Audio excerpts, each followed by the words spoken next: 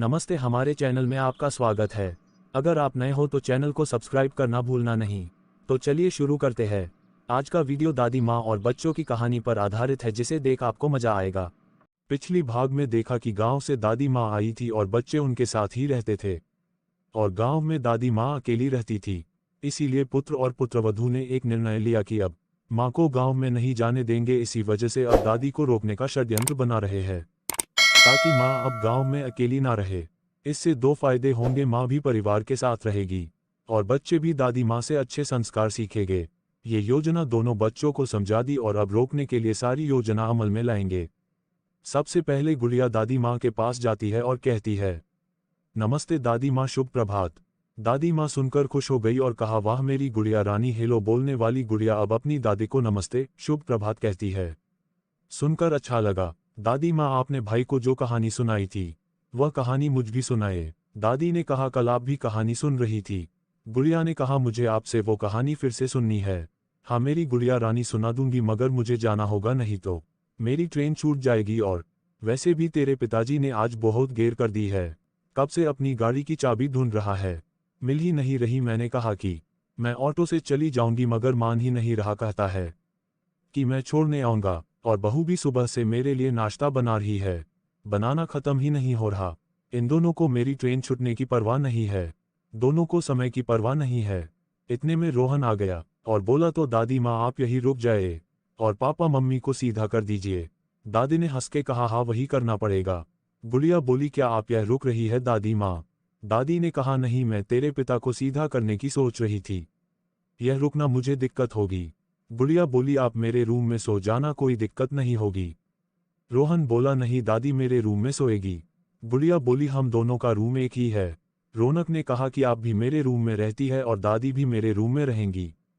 दादी ने दोनों बच्चों को समझाया कि मेरा मेरा नहीं बोलते, हमारा बोलते हैं। रौनक बोला, इसका क्या मतलब है?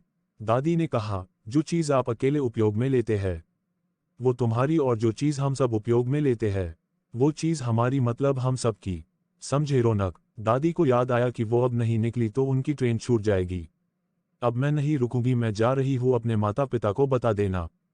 गुड़िया बोली, माँ ने आपके लिए इतना नाश्ता बनाया है, वो तो लेते जाए। दादी ने बहू से पूछा, ठीक है बहू, कितनी देर? बहू ने कहा, जी माँ अब हो ही गया। दादी माँ ने कहा, मेरी ट्रेन छूट जाएगी। बहू ने कहा, ट्रेन तो कब की निकल गई, हम आपको अगले हफ्ते खुद छोड़ने आएंगे। दादी ने पूछा, कब ट्रेन निकली, बताया नहीं, मैं अकेली चली जाती। दादी माँ, अब आपकी ट्रेन निकल गई है तो हमें कहानी सुनाए ना। इस तरह एक हफ्ता दादी माँ को रोक लिया। बच्चे दादी माँ के पास बैठ गए और कहा, दादी माँ कहानी सुनाए ना, अब ट्रेन छूट ही गई है तो अब कहानी सुनाए ना। दादी ने कहा, ठीक है, आज की कहानी है लोमड़ी और अंगूर। एक दोपहर एक लोमड़ी जंगल में हड्डी लेके घूम रही थी और उसने देखा कि अंगूर का एक गुच्छा एक ऊंची शाखा से लटका हुआ है। बस मेरी प्यास बुझाने की बात है, लोमड़ी ने कहा। लोमड़ी ने हड्डी फेंक दी और कुछ कदम पीछे हटते हुए लोमड़ी कूद गई और बस लटके हुए अंगूरों से चूक गई। फिर से लोमड़ी कुछ कदम पीछे हटी और उन तक पहुंचने की कोशिश की, लेकिन फिर भी असफल रही। अंत में हार मान लेते हुए लोमड़ी ने अपनी नाक घुमाए और कहा, वे शायद वैसे भी खट्टे हैं। फिर वह हड्डी मुंह में दबाकर चली गई। नैतिक, जो आपके पास नहीं है उसे तुच्छ समझना आसान है। कहानी के बारे में एक नोट, कहानी में लोमड़ी एक बेल पर कुछ अंगूर देखती है और उन्हें खाना चाहती है।